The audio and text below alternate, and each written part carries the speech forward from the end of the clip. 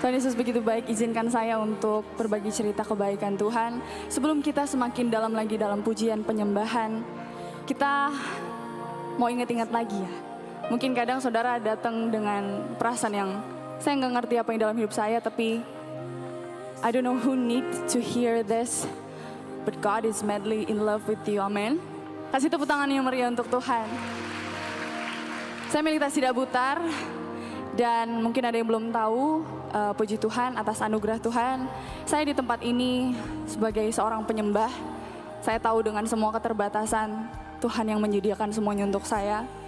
Dan satu hal yang saya syukuri yaitu saya lahir, tumbuh besar di keluarga yang cinta Tuhan dan bawa saya dari kecil pelayanan.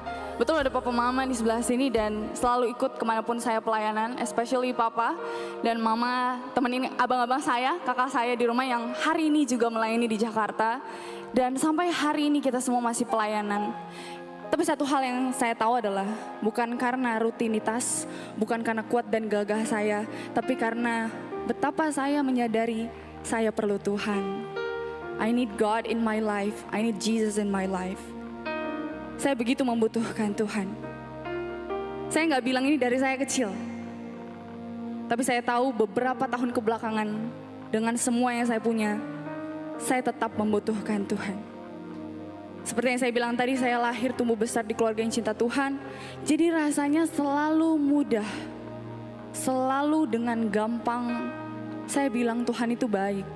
Saya bilang Tuhan Yesus selalu menyediakan yang terbaik buat saya. Karena yang saya rasakan itu kelimpahan. Keluarga saya diberkati, pendidikan diberkati, orang tua diberkati. Saya nggak rasain susah. Saya nggak rasain yang namanya tidak ada damai sejahtera. Bahkan mungkin orang-orang di luar sana call our family as a perfect family. Karena setiap malamnya kami sebelum tidur kami gandengan tangan. Saya 4 bersaudara, saudara. Dan saya paling kecil, saya bontot. Saya pudan saya. Dan 2 abang, saya ini kembaran saya Melisa Sidabutar. Dan kita sama-sama sebelum tidur kita gandengan tangan, kita naikkan 1-2 pujian. Dan kemudian kita berdoa. Mungkin hari ini papa, besok mama, besok abang lagi, Melisa dan baru saya. Selalu begitu. Sampai akhirnya saya merasa ya udah hidup saya tuh sempurna. Dan kemudian di tahun 2018, 2019, saya mulai sulit untuk bilang Tuhan baik. Kenapa? Karena di situ mulai ada masalah finansial, pekerjaan papa mulai tersendat dan rasa-rasanya saya kalau mau beli A susah, mau beli B susah. Saya mulai bertanya-tanya, kayaknya saya nggak ngerasain ini dulu. Ini rasa yang asing buat saya. Dan saya selalu merasa saya itu dipuji. Saya selalu merasa kalau saya itu on top of my friends. Saya selalu yang the best, the biggest in my generation, dan pada saat itu mudah untuk selalu bilang Tuhan baik. Dan saya dan kakak saya, Melisa, kembaran saya, kita tuh selalu nyanyi berdua, duet. Dan saya tahu saya nggak bisa nyanyi sendiri karena saya gugupan, saya nggak pede untuk nyanyi sendiri. Dan saat itu ya saya ngerasa komplit aja untuk jalanin sampai akhirnya di tahun itu saya merasa kayak oh yaudah saya nggak punya uang, saya sulit untuk membeli apapun, tapi saya masih punya keluarga yang utuh, so it's okay lah, Tuhan tetap baik. Dan kemudian di tahun 2019, di tahun yang seharusnya saya ambil kuliah, waktu itu udah sempat tapi begitu banyak cara yang mungkin jadinya nggak jadi gitu ya, akhirnya saya nggak bisa kuliah. Masalah finansial pertama, kemudian kami sekeluarga ditipu orang. Mungkin nggak belasan juta, nggak puluhan juta, nggak ratusan juta, miliaran. Dan saya berpikir waktu itu, saya belum tahu di situ. Saya berpikir kok susah banget ya mau beli A, mau beli B. Kok susah banget ya, susah sekali. Tapi kemudian saya nggak tahu hal itu, papa mama saya yang tahu, kami sekeluarga tetap berdoa, kami tetap pelayanan dan segala macamnya. Tapi saya nggak bisa kuliah. Saya mulai menyadari saya nggak bisa jalan-jalan sama teman saya. Teman saya beli A, saya nggak bisa beli A. Teman saya beli B, saya nggak bisa beli B. Saya cuman selama setahun, saya cuman mendekam di rumah. Saya cuman diem aja di rumah. Saya nggak tahu apa what's going on outside. Saya nggak tahu apa yang terjadi di luar. Saya nggak tahu sama sekali. Tapi kemudian saya tuh punya kakak-kakak yang luar biasa juga. Selain papa mama yang luar biasa, kakak-kakak saya pun luar biasa. Gak pernah mengeluh. Sebagai anak paling kecil, paling bontot, saya merasa malu kalau saya tuh beda sendiri. Kalau saya mengeluh sendiri. Saya gak pernah nunjukin saya stres juga sama kakak-kakak saya, sama abang saya. Dan kemudian seiring berjalannya waktu, saya udah gak bisa lagi nahan ini kayak mau pecah. Kemudian di tahun yang sama, di tahun 2019, di momen Natal, saya berdoa dengan kencang, Tuhan, tahun 2020 please banget, kasih mujizat buat keluarga saya.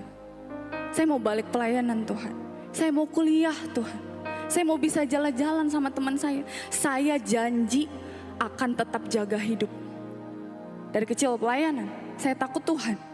Kemudian penghujung tahun 2019, yay, Happy New Year. Di tahun 2020, kita semua di awal tahun diterpa pandemi. Bagi saya gak kaget lagi saudara. Bagi saya kayak, ya saya udah ngerasain dari 2 tahun lalu kok. Saya gak kaget lagi. Tapi yang bikin saya sedih, kenapa saya duluan? Kenapa saya merasakan ini duluan? Saya gak kaget ya. Kenapa? Terus apakah pandemi membuat saya beda gitu dari yang enggak, saudara? Semakin terpuruk, iya. Dan kemudian sepanjang tahun 2019, 2020 sampai pertengahan, gak ada perubahan setitik pun. Saya bingung, saya mau makan susah, mau apa susah. Saya gak kuliah, kakak-kakak saya harus menghentikan mimpi mereka. Dan kemudian di pertengahan tahun, puji Tuhan atas anugerah Tuhan, saya dan kakak saya, Melisa, itu diajak untuk ikutan ajang pencarian bakat Indonesian Idol. Dan di masa itu saya pikir ini kesempatan yang sangat bagus, sangat baik untuk saya dan keluarga. Saya pikir oke, gak apa-apa.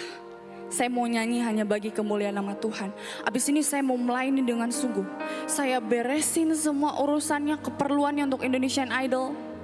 Dan kemudian tibalah hari H. Audisi pertama, saya langsung gak lolos saudara. Satu titik cerah yang saya anggap sebagai titik balik keluarga saya langsung gak lolos. Langsung hancur sehancur-hancurnya. Saya pikir saya gak berguna. Saya langsung rendah diri, saya gak punya apa-apa, saya gak bisa ngapa-ngapain. Kemudian Melisa, Tuhan baiklah. Dia lanjut ke eliminasi 1, eliminasi 2, dia lolos saudara. Dan kemudian harus berhenti di eliminasi 3.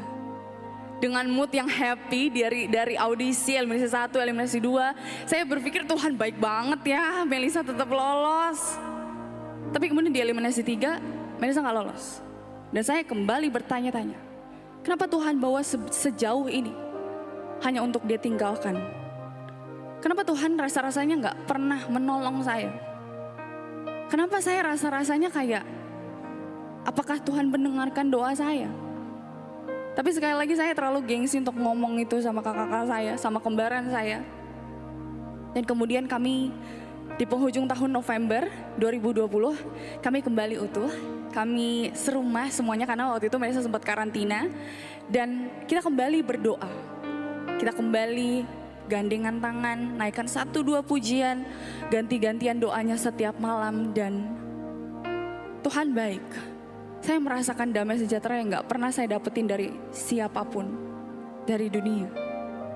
Dan 3 tahun lalu, 8 Desember 2020, tiba-tiba Melisa Sidaputar meninggal dunia.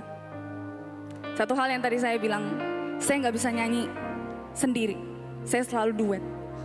Saya bahkan malu mengakui kesusahan saya, karena saya depends on her. Saya bergantung sama Melisa. Dan pada saat itu saya pikir ini kacau. Tuhan gak sayang sama saya. Tuhan gak dengerin doa saya. Does God really love me?